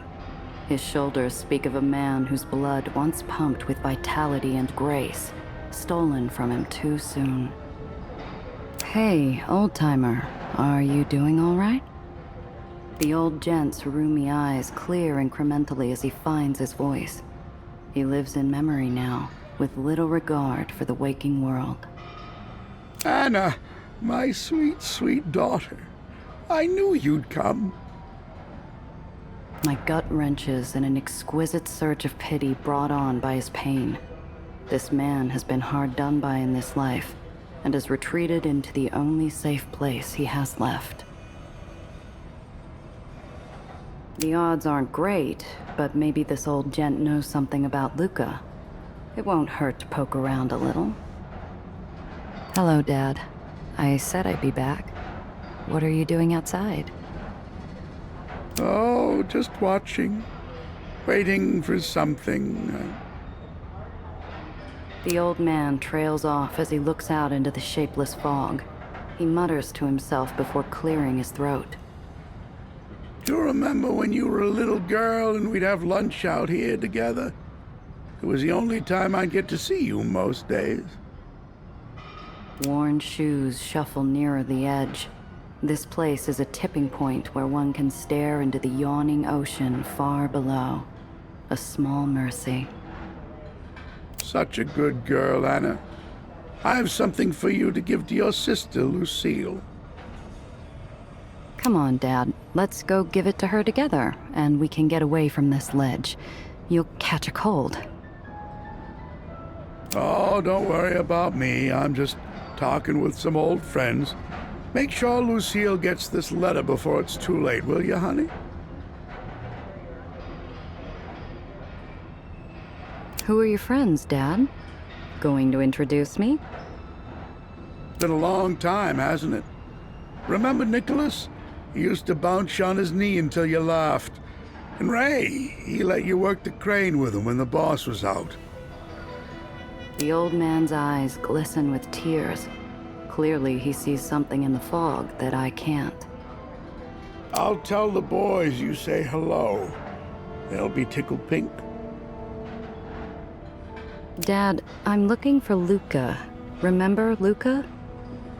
Little Luca Mazzi? Do you know his brother Marco? Oh, that's an impressive kid. Natural athlete, college-bound, real respectable. Going places, that kid. Oh, he's a nice boy. Follows his brother everywhere. But you can do a lot worse than that Marco Mazzi, Anna, if you really love him. The old man's eyes fill with clouds. Just like that, I've lost him to his memories again. Where is Lucille these days, Dad? I forget. Oh, Anna, you'd forget your head if it weren't attached. Maybe we should have put you through school after all, despite your mother's wishes. The old man shuffles over to me and puts his palsied hand on my shoulder, pointing to the brothel just by the docks. That big, beautiful hotel there? She must be doing well. She hasn't asked me for a dime in weeks. Oh, could you give her the letter for me, Anna? I want to see her later when she has time. The old man presses the wrinkled letter into my hands and trudges away, each step heavy with the weight of history.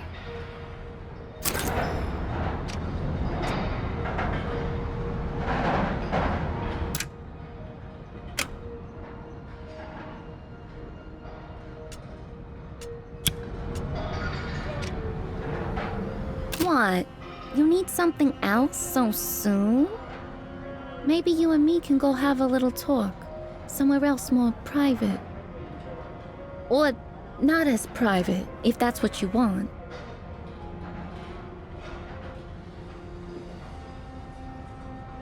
Sorry to bug you ladies. An old gent asked me to deliver this letter to Lucille. Oh, honey. Lucille died 20 years gone. Charlie there, he's chasing the ghost of his daughter. Ever since his wife passed, he hasn't been the same. These tough, street-savvy ladies are genuinely shook. The bubbly one pulls a hanky from her handbag and sniffs into it a couple of times. The sudden lump in my throat makes it hard to come up with something flip. I look at my feet for a few breaths. I didn't know. Listen, maybe we were too hard on you. Thanks for sticking your neck out for a perfect stranger. Why don't you come in a minute, cool your heels?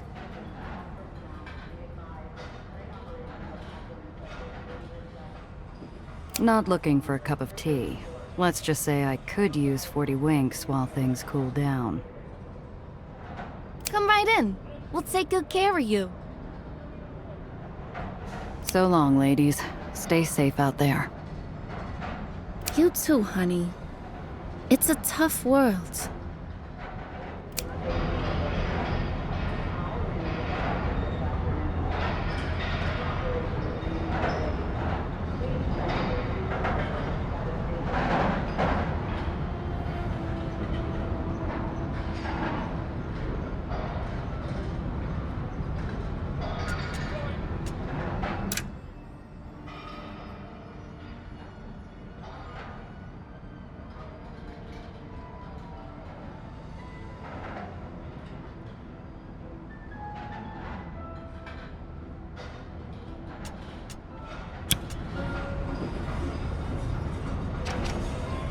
Hey, Pop, can we talk?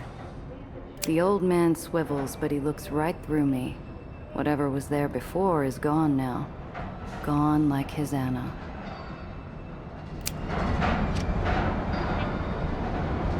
Someone must be working tonight, because a crane moves a giant crate out of the way. Behind it, I see a pair of intimidating figures in black, advancing on a cringing Dom. Dom's back is to a wall, looking for a way out. He stinks with fear sweat. Two of Marm's enforcers, deadly-looking ladies dressed all in black, have him cornered.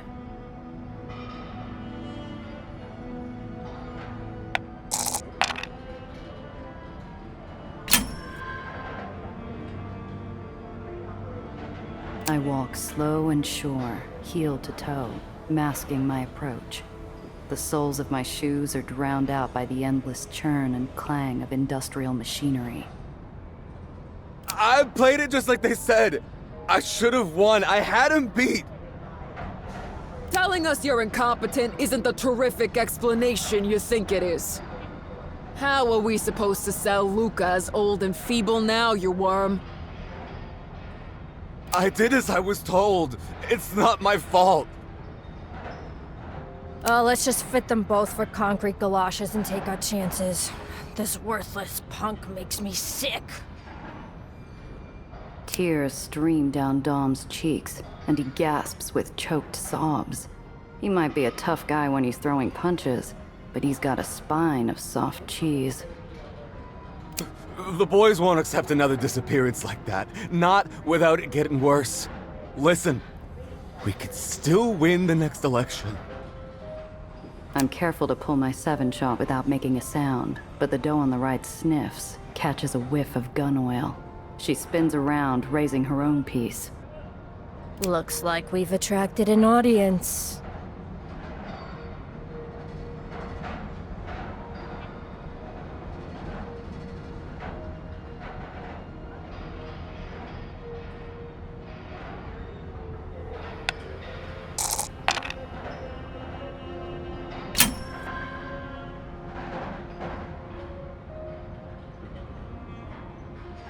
The doe with the gun has me at a disadvantage, but I see an angle. No good, soldier. We're right in the middle of Ledgeman territory, and there are still plenty of old-fashioned Union men around. They stand for their own. The oldest game in the world is the staring contest, and I'm in one for my life. My next heartbeat takes an eternity to land, but the does finally blink. Damn it, she's right. We were supposed to put a scare in the little worm, not blast him in a crowd. Hang it up. Fine. You got lucky. Even the stinking exhaust of the docks feels like fresh mountain air once I finally breathe again. The hollow, resonant sound of a glass bottle rolling across the ground grabs our attention. From the shadows cast by the lights of a passing barge, a hulking form emerges, swathed in bandages. Step away from the kid. Don't be childish. Dreamland business is our business, and this man failed to deliver. There are rules. Only I deal with my own people. Dom will face up to his mistakes soon enough. You need to go. Who are you kidding, Luca? You remember who owns these docks? Who owns you? Luca wordlessly lifts his left hand in a balled-up fist. From all directions, I hear the actions of pistols and the cocking of shotguns. Suddenly, I'm standing in a no-man's land. You might be able to take me out, but you two won't walk out of here if you do. The does appear to weigh the consequences of Luca's threat. There's enough cover here on the docks that maybe they can get away with it if they move fast enough. Maybe.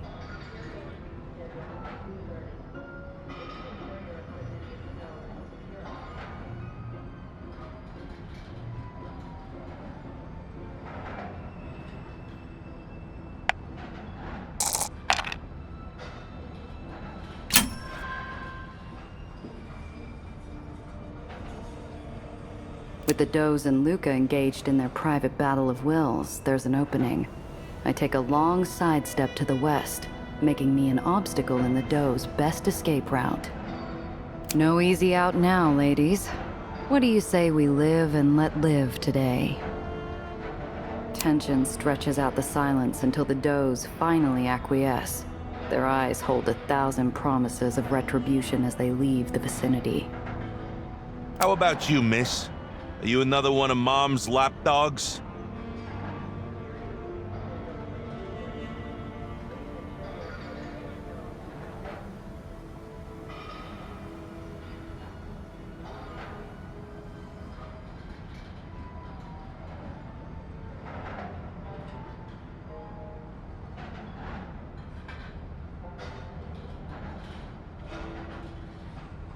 You've got it wrong, big fella. I'm not with the does in any way, shape, or form. He looks me up and down. My words have fallen on deaf ears. To him, I'm just another piece of trouble he doesn't need. If your business smarts are anything like your fight sense, there's nothing for you here. Luca is in no mood for wheeling and dealing. Time to appeal to his better nature. Look, you got me wrong, mister. I'm interested in making everyone's life here a little better, and I need your help. Halfway through the first act of my hard sell, Dom jumps to his feet and makes for the horizon.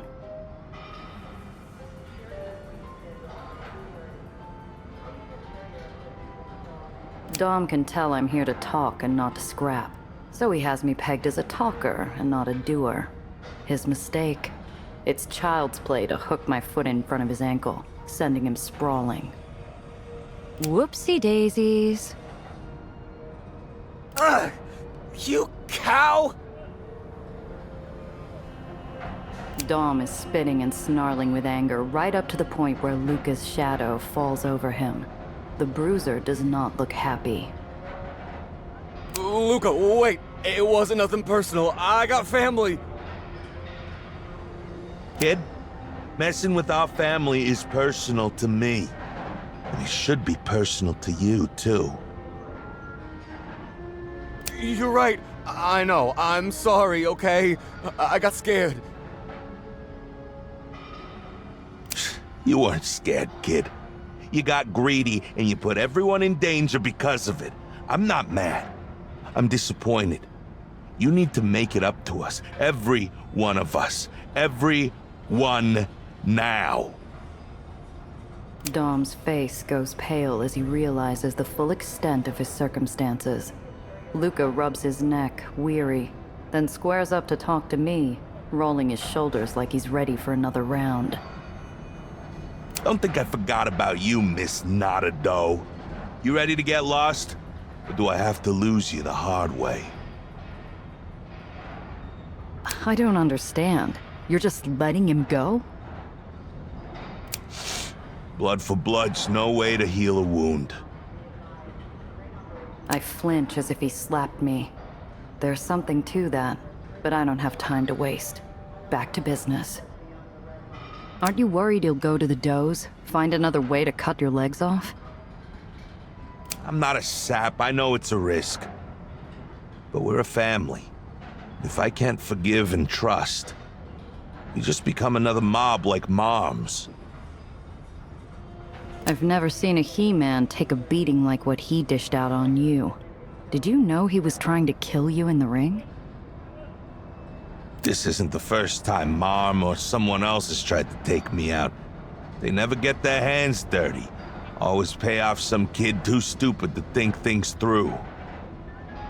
But why did you take the beating if you knew the score? I don't have to justify myself to you. Especially since you were willing to bet when you saw the slaughter. I'm tired of dancing around the subject, and I'm betting he is too. Look, I can see Marm is looking to knock you down a peg. What if I offered you? Better climb up, miss.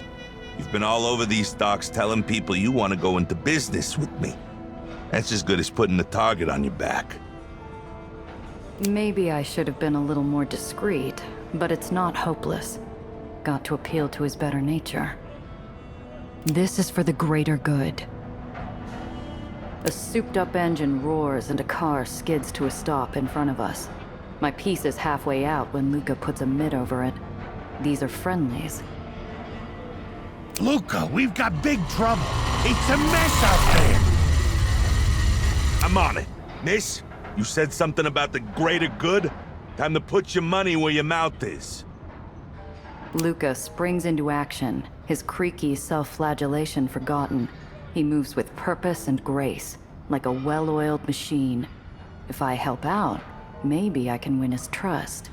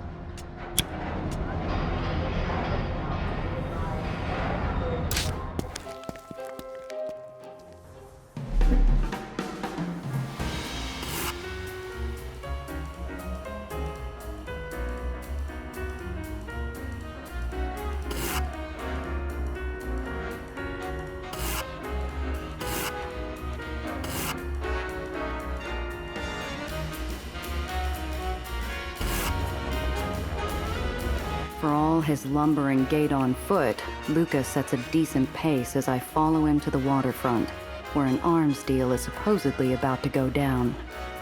Luca and I slide in behind a couple of containers to get a lay of the land. Men in White Street uniforms are moving large munitions crates into waiting dock haulers.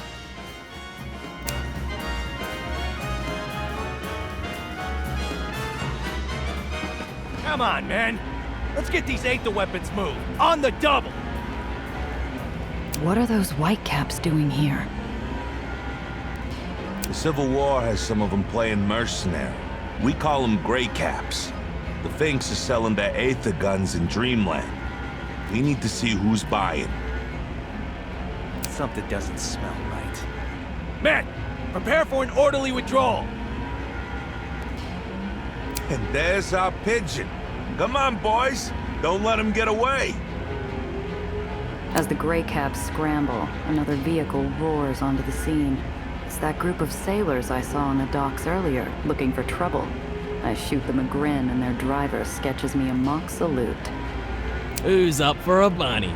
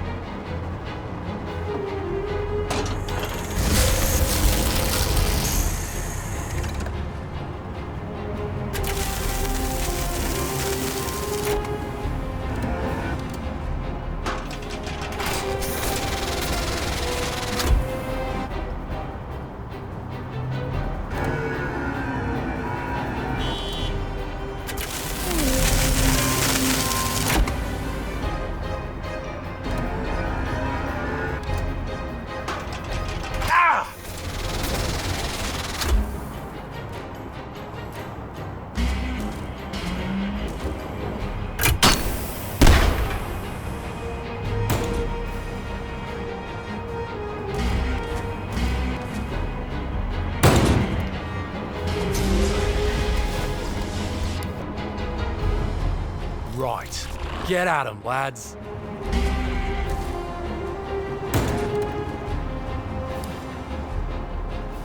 Hands off my girlfriend, you pillock.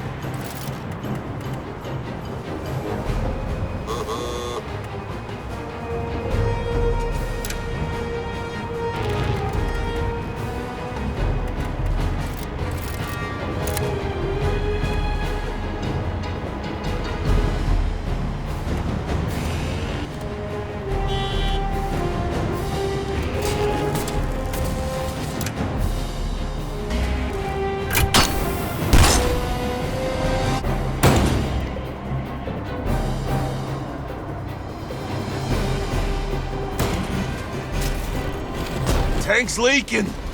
The remaining Grey Caps beat a hasty retreat, leaving their payload behind. As Luca and I pull to a stop, a civilian car arrives on the scene. A burly ledgeman emerges, confused but alert. When he notices Luca, his face scrunches into a scowl. Jono? What are you doing here, pal? I bought these red Aether shooters fair and square. We need the firepower, Luca. You've been buying from White Street behind my back? What are you thinking? Look at what happened on White Street, Luca. The world's a more dangerous place. We need the guns to protect our own. Jono, think about the future. You really want to deal with these mercenaries and killers? Letting them into our home? If we keep this going, things are only gonna get worse.